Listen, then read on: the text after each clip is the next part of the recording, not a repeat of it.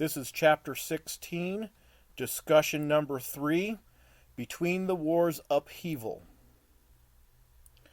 Most of the industrialized countries after World War I suffered through tremendous amounts of the Great Depression.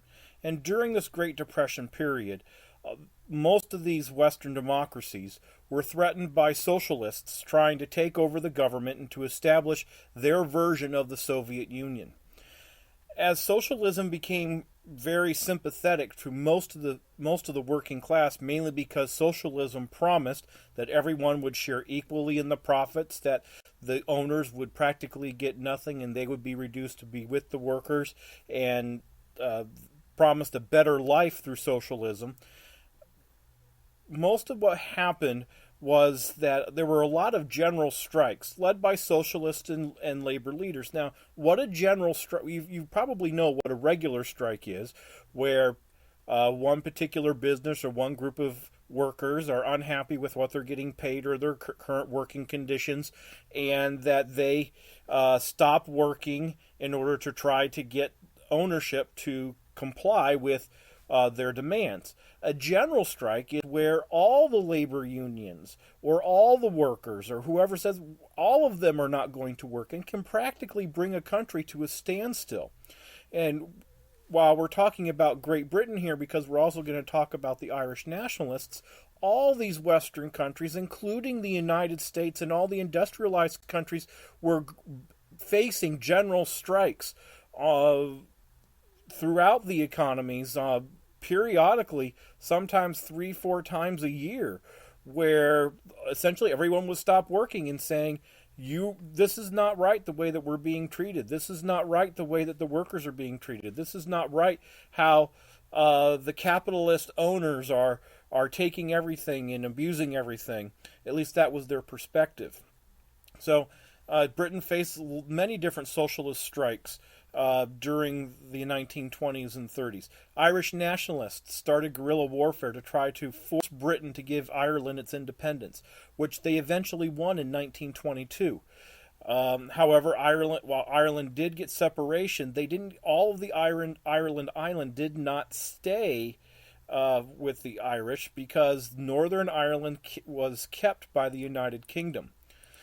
So the Allies of World War I, while they worked very well during the war, began to go their separate ways and develop different foreign policy goals based on what they individually wanted. France built the Maginot Line, this huge, over 100-mile-long fortress along the French-German border to prevent Germany from coming back in. Of course, remember that Germany did not try to get into France through the French-German border during World War I. They went through Belgium. That's pretty much what started the whole World War. And lo and behold, in World War II, they're going to do the same thing. So the Maginot Line was kind of stupid.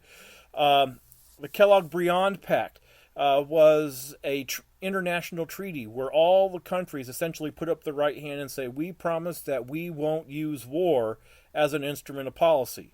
Of course, with World War II coming around the bend, we know how much they listened to that.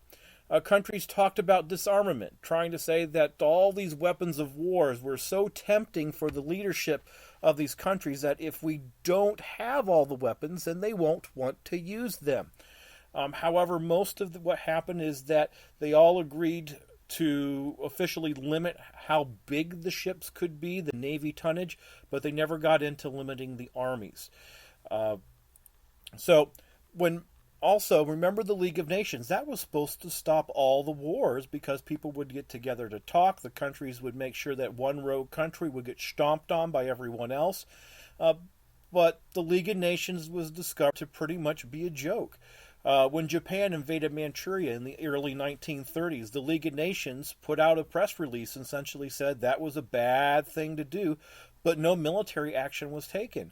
And the aggressor countries of World War II, Italy, Germany, Japan, all noticed this, that the League of Nations really was a cute idea, but no one was listening to it. No one had to listen to it because the League of Nations was just going to talk. It wasn't going to do anything. So most of the countries said, forget about it, not worried about the League of Nations, and they went and did their own thing. This concludes discussion number 3, Between the Wars Upheaval.